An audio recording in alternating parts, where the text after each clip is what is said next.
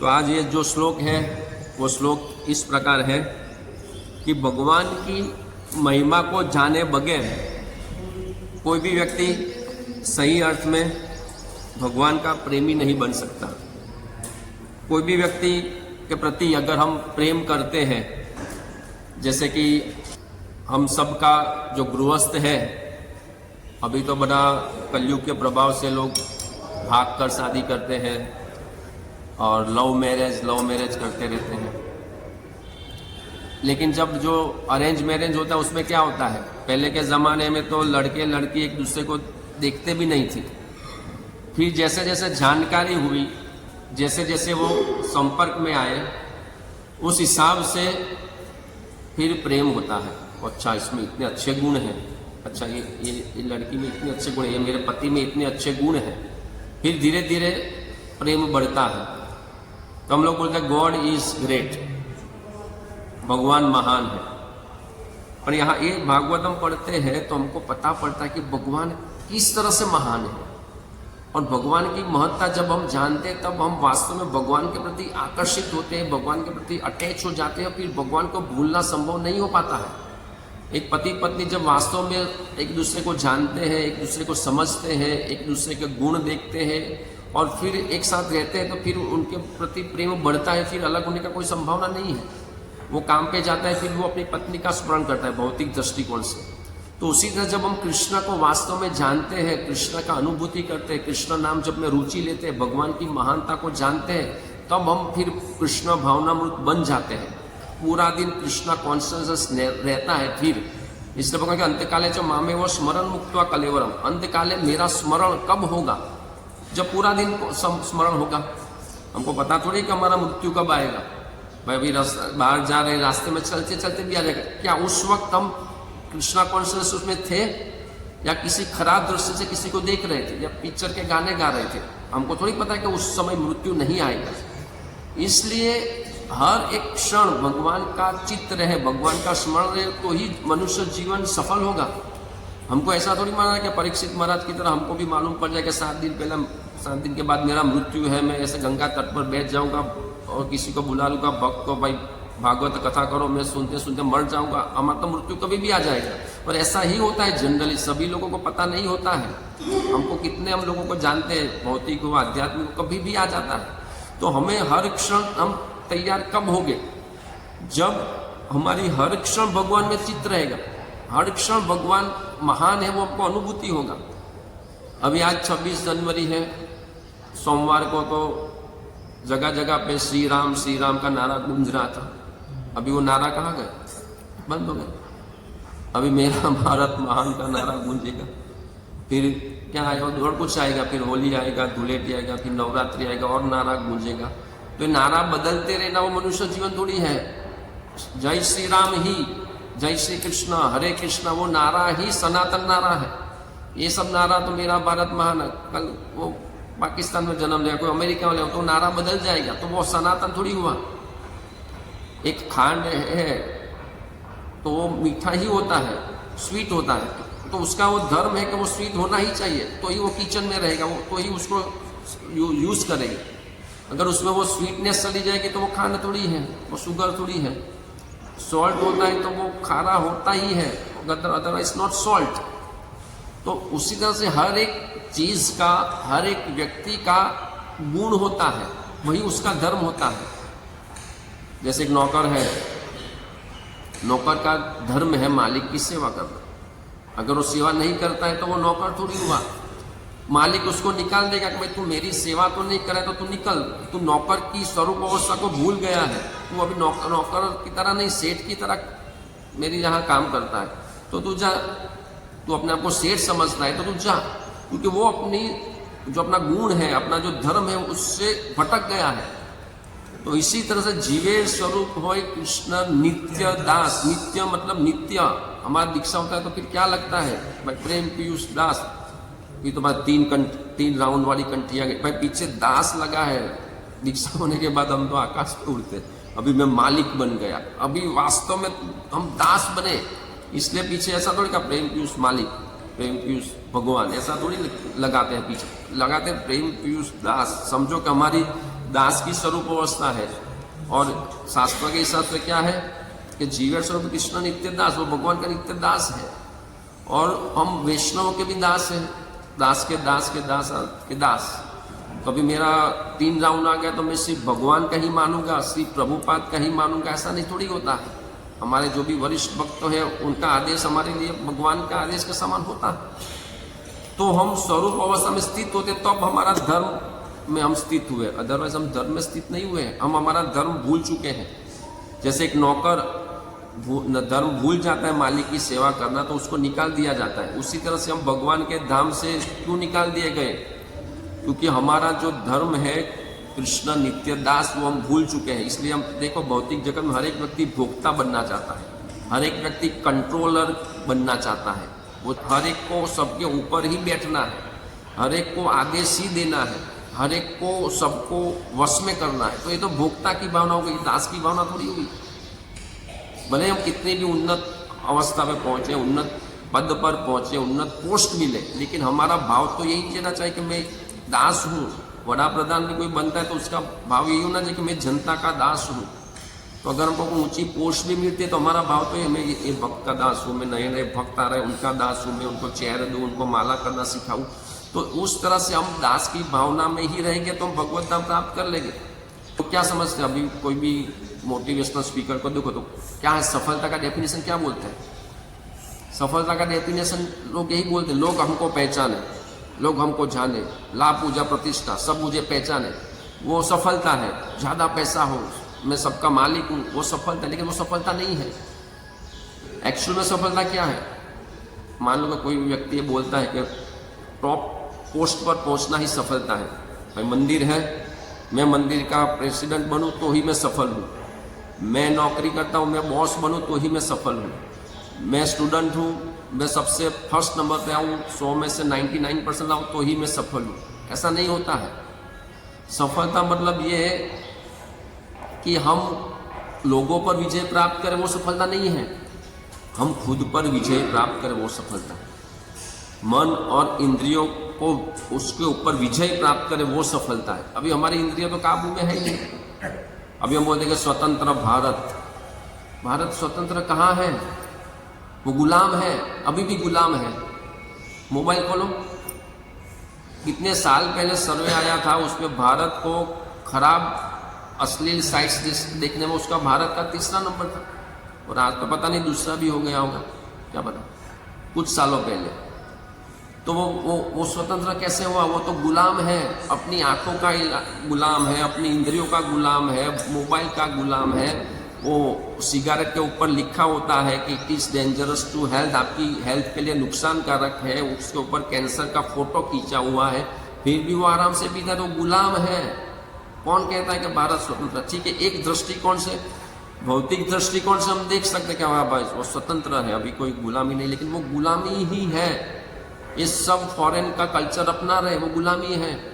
Foreign के video देख के खराब आचरण करते, वो गुलामी है। ये तंबाकू, सिगरेट, गली पे ऑमलेट की लारी, वो गुलामी है। क्योंकि वो सबका गुलाम बन रहा है। आँख बोलता है कि देखो तो गुलाम है, हाँ मैं देखता हूँ। जीवा बोलते हैं नॉनवेज खाओ तो गुलाम है, दारू पियो गुलाम है, सिगरेट पियो गुलाम है। पूरी तरह से गुलामी के चंगुल में फंसा हुआ है पूरा भारत। तो कैसे हम स्वतंत्र हो सकते? स्वतंत्र इस तरह से हो सकते जब कोई व्यक्ति सोचे भगवान महान है। कैसे महान है? इसमें लिखते कि कृष्ण शक्ति बिना नहीं तार प्रवर्तन। ये जो हम हरे कृष्णा का जप करते हैं, भक्तों के संग में सुनते हैं, हर रोज भागवतम पढ़ना है, मतलब पढ़ना ही है, चाहे कुछ भी हो जाए। जैसे हम 16 माला कैसे करते हैं कि भाई कुछ भी हो जाए 16 माला करना ही है। उसी ने भागवतम, जब हम भागवतम पढ़ते तो कैसे पढ़ते हैं? ऐसे हाथ में लिया, ये क्या हुआ? स्पर्श हुआ, कृष्ण का स्पर्श हुआ। ये भागवतम साक्षात कृष्ण से अभिनय, भले समझ में नहीं आया, बोरिंग लगा, जो भी लगा, लेकिन हर रोज स्पर्श तो हुआ। आँख, कान, नाक, जीवा, त्वचा। आँख से आँख शुद्ध हुई, हम ऐसा पढ़ रहे हैं, कान शुद्ध हुआ, त्वचा से हुई, बोल रहे हैं, जीवा, आँख, कान, नाक, जीवा, त्वचा। ये भागवतम की खुशबू है। तो पूरा 5 इंद्रियां लग गया भगवान की सेवा में, शुद्धिकरण में। तो जो हर रोज भागवतम पढ़ेगा वो शुद्ध होगा ही। कोई ज़्यादा मलिन है तो उसको टाइम लगेगा, जैसा जैसा ये यथामाम प्रपद्य थे। तो हर रोज़ भागवतम पढ़ना है, हर रोज़ 16 माला जप करना है, हर रोज़ भगवत गीता पढ़ना है, मंगला आरती अटेंड करना है। उससे क्या होगा, कृष्ण शक्ति बिना नहीं तार पर वो कृष्ण की शक्ति मिलेगी, फिर प्रचार बढ़ेगा।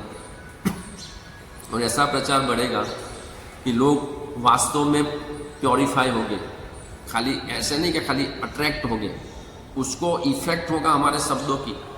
अगर हमारे पास शक्ति नहीं, हम बोल रहे हैं तो उसका हृदय परिवर्तन ही नहीं होगा, क्योंकि हम अंदर से ही हम वो है, हम बाहर बोलते अलग है, अंदर कुछ अलग करते हैं, तो उसका प्रभाव नहीं पड़ेगा।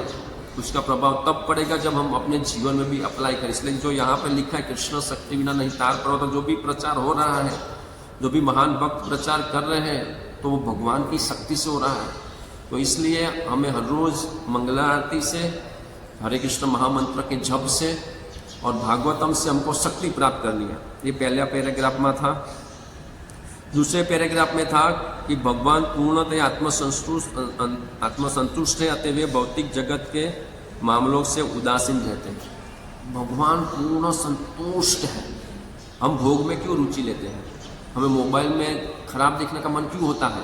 हमें नशा करने का मन क्यों होता है? क्योंकि हम संतुष्ट नहीं है, हमको सेटिस्फेक्शन नहीं है, हमें वो भक्ति का वो टेस्ट अभी नहीं मिल रहा है। थोड़ा बहुत मिलता होगा, लेकिन पूर्ण तरह जब संतुष्ट हो गए तब किसी की जरूरत नहीं पड़ेगी। परीक्षित महाराज को ना तो पानी की जरूरत नहीं पड़ी, ना खाने की जरूरत पड़ी, ना सोने की जरूरत पड़ी, ना नींद की जरूरत है। बस बोलते रहो, सुखदेव गोस्वामी बोलते रहो, सुनाते रहो। इतना अमृत मिल रहा था कि उसको किसी की जरूरत नहीं थी। आत्मसंतुष्ट, भगवान आत्मसंतुष्ट है। तो जब कोई व्यक्ति भगवान से जुड़ता है तो वो भी आत्मसंतुष्ट बन जाता है, उसको भी सतीश। जब व्यक्ति भगवान के नाम से जुड़ता है तो नाम से ही वो उसको अमृत आने को मिलता है। प्रभुपाद जी लिखते हैं कि जिसको जॉन्डिस हुआ है तो वो चबाएगा गन्ना तो उसको कड़वा ही लगेगा, तो क्या छोड़ दे गन्ना चबाना? चबाओ, रोज चबाओ, 1 बार 2 बार 10 बार 20 बार चबाते चबाते क्या होगा, जॉन्डिस निकल जाएगा और वो गन्ने का टेस्ट एक तो मधुर है। उसी तरह से हरे कृष्णा कृष्णा कृष्णा हरे हरे, हरे राम राम राम हरे। ठीक है, कड़वा लगा, नींद आ रही है, भगवान का नाम में रुचि नहीं, कोई बात नहीं, बोलते ऐसा अमृत मिलेगा कि फिर पूरे टेस्ट है वो फीका हो जाएगा। एक बार एक साधु थे, तो उसका शिष्य था बहुत ही गरीब, तो उन्होंने सोचा चलो गुरु की शरण में जाते हैं, कुछ ना कुछ चमत्कार हो जाएगा। तो गुरु की शरण में गया, गुरु की बहुत सेवा की, लेकिन कुछ साधन गुरु ने कुछ उसको दिया ही नहीं। बहुत टाइम उसने वेट किया, फिर वो शिष्य आया गुरु के पास कि गुरु मैं तो आपकी इतना महीनों से सेवा, इतने समय से सेवा कर रहा हूँ, मुझे पैसों का बहुत कुछ तो दो मुझे, कि जिससे मेरा जीवन सुखदायी बने, मेरा जीवन की समस्याओं का निराकरण हो, कुछ तो दो। गुरु ने बोला ठीक है, कल आ जाओ, गंगा में स्नान करके दे दूंगा। अच्छा, वो तो खुश होगा, कल मिलेगा, मुझे मेहनत का फल मिलेगा। तो वो जैसा आया नहा धोकर, तो गुरु ने बोला इधर आओ, अब मैं तुमको जो देता हूँ ना, उससे तुम्हारा पूरा जीवन बदल जाएगा, तुम परम आनंद की अनुभूति करोगे, तुम्हारी सभी समस्या सॉल्व आ जाएंगी। अच्छा क्या? उसने इधर आओ, मैं तुमको देता हूँ। तो उसने क्या बोला, हरे कृष्ण, कृष्ण का नाम दिया। तो उसका दिमाग का तो दही हो गया कि मैं गंगा नदी में स्नान करके आया, इतना महीना वेट किया सिर्फ कृष्णा सुनने के लिए। ठीक है, तो बाहर गया तो दूध वाला निकला, जय श्री कृष्ण। तो उसमें यार दूध वाला भी कृष्णा कृष्णा बोल रहा है, मेरे गुरु ने कृष्ण नाम दिया, कुछ गड़बड़ी है। मुझे तो लगा कि कोई पैसा दे देंगे, सोना मोहर दे देंगे, कुछ ऐसा देंगे जिससे मेरी समस्या का समाधान हो। कृष्णा नाम क्यों दिया?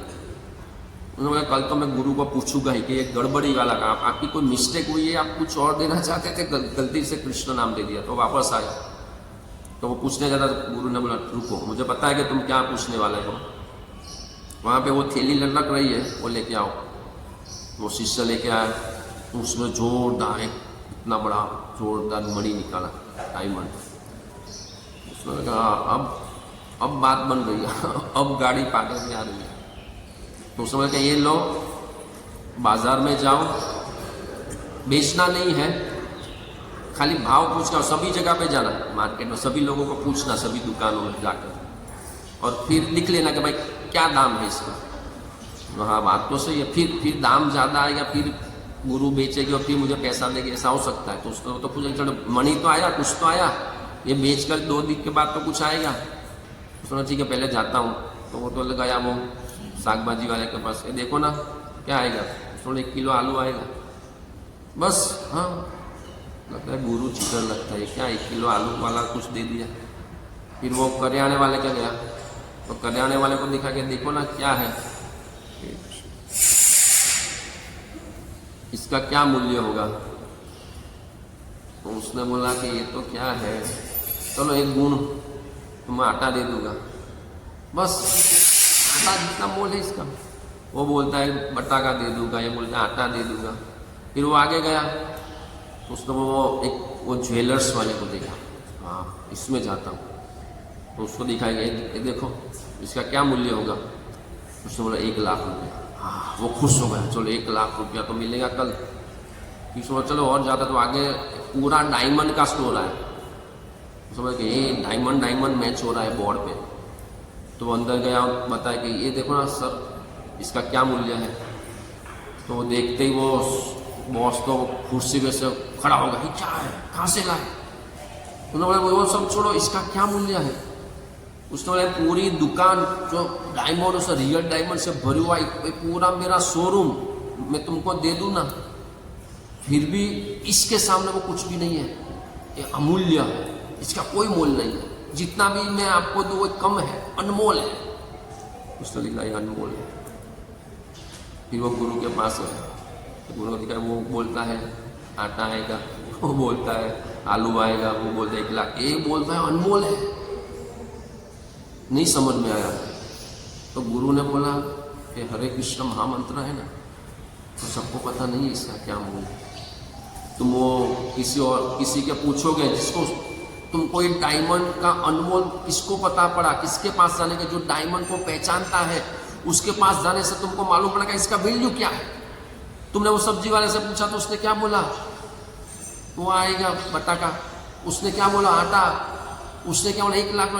जो रियल जानता है उसको पता है कि अनमोल है। उसी तरह मैंने तुमको हरे कृष्ण जो नाम दिया वो अनमोल है, उससे तुम्हारी सारी समस्याएं, जन्म मृत्यु जरा व्याधि सब कुछ सॉल्व हो जाएगा। तुम्हें पैसे का प्रॉब्लम है, हेल्थ का प्रॉब्लम है, जो भी समस्याएं हैं वो सब समस्याओं का एक ही समाधान है, क्या है, हरे कृष्णा कृष्णा कृष्णा हरे हरे, हरे राम राम राम हरे हरे। ये मुफ्त में मिल जाता है तो वैल्यू नहीं होती है। कोई होटल वाला सब्जी देता है 50 रुपये किलो, हमको लगेगा उसमें क्या डालेगा। वही सब्जी कोई 5 स्टार होटल वाला 500 रुपये किलो दूंगा तो हाँ ये 500 वाले का टेस्ट अच्छा है, वो 50 रुपये वाले का टेस्ट बराबर नहीं था। उसी तरह से चैतन्य महाप्रभु की कृपा से हरे कृष्ण महामंत्र हमको ऐसे ही मिल गया है तो कोई वैल्यू नहीं है। लेकिन इसको जितना हम दिल से जपेंगे, भगवान को प्रार्थना करते करते जपेंगे, ये डायमंड, अनमोल डायमंड के सामने, अनमोल डायमंड इसके सामने कुछ भी नहीं है। इतना भगवान का नाम पावनकारी है। पतित से पतित जीव, वो चाहे व्यभिचार करने वाला हो, मर्डर करने वाला हो, दारू पीने वाला हो, कुछ भी हो, भगवान का नाम लेने से वो परम विशुद्ध अवस्था पे पहुंच जाएगा, परम विशुद्ध अवस्था पे। ये हरे कृष्ण के भक्त जो प्रचार करते हैं, जब सभी भक्त पहले से विशुद्ध थे जन्म से ही। मैं कुछ भक्तों को पहचानता हूँ जो आज इतनी उन्नत अवस्था में है, लेकिन वो दारू भी पीते थे, नॉनवेज भी खाते थे। आज से मान लो 20 साल पहले, 25 साल पहले दारू पीते थे, नॉनवेज, लेकिन आज वो हजारों लोगों को कृष्ण भावनामृत में ला रहे हैं। कैसे हुआ? भगवान के नाम से हुआ। ये प्रैक्टिकली है, ऐसा होता है। इसलिए भगवान के नाम को हमको साधारण नहीं, इसलिए यहाँ पे जो है कि गॉड इज ग्रेट, भगवान महान है। तो भगवान इस तरह से महान है, भगवान का नाम इस तरह से महान है कि वो सभी कलमश दूर कर सकता है, हमारी पूरी गंदगी दूर कर सकता है। लेकिन हम किस तरह से जपते हैं? क्या हम अपराध करते हैं, 10 नाम अपराध करते हैं? क्या हम वैष्णव की निंदा करते हैं, भक्तों के सामने अपराध करते हैं? ये सब 10 नाम अपराधों से दूर रहकर अगर कोई व्यक्ति भगवान का नाम का जप करेगा तो वो परम विशुद्ध अवस्था पे पहुंच जाएगा। और आगे समय अभी 2 मिनट में समाप्त करते हैं। तो आगे लिखते हैं कि भगवान आते हैं अपने भक्तों को प्रसन्न करने के लिए। एक बेटा अगर पिता को छोड़कर झुपड़पट्टी में रहने चला जाए तो उसका पिता और उसको कुछ समस्या आए तो वो समस्या तो कोई भी सॉल्व कर देगा उसके पिता की पहचान से। वो वकील को भेज देगा कि मेरे बेटे की समस्या सॉल्व कर, लेकिन वो खुद जाएगा। क्यों जाएगा? बेटे को मिलने के लिए कि चलो इस बहाने में बेटे को मिल लेता हूँ, खबर अंतर पूछ लेता हूँ। तो उसी तरह से भगवान परित्राणाय साधुना विनाशाय च दुष्कृताम, वो विनाशों का तो जो भी असुर है उसका तो ऐसे चुटकियों में विनाश कर देंगे, लेकिन वो स्पेशली आते हैं भक्तों से मिलने के लिए, वो इस जगत में लीला करने के लिए कि देखो मैं इतना दिव्य हूँ, मैं इतना सुंदर हूँ, मेरे प्रति आकर्षित हो जाओ, मेरा नाम लो और इस तरह से मुझे प्राप्त करो। वो प्रचार करने के लिए वो भावना से वो आते हैं। तो इसलिए हमें पूरा दिल लगाकर 24 आवर्स भगवान में लीन रहना है, भगवान का नाम जपना है, भगवद गीता पढ़ना है, भागवतम पढ़ना है और इस तरह से इसी जन्म में भगवान को प्राप्त करना है। हरे कृष्ण।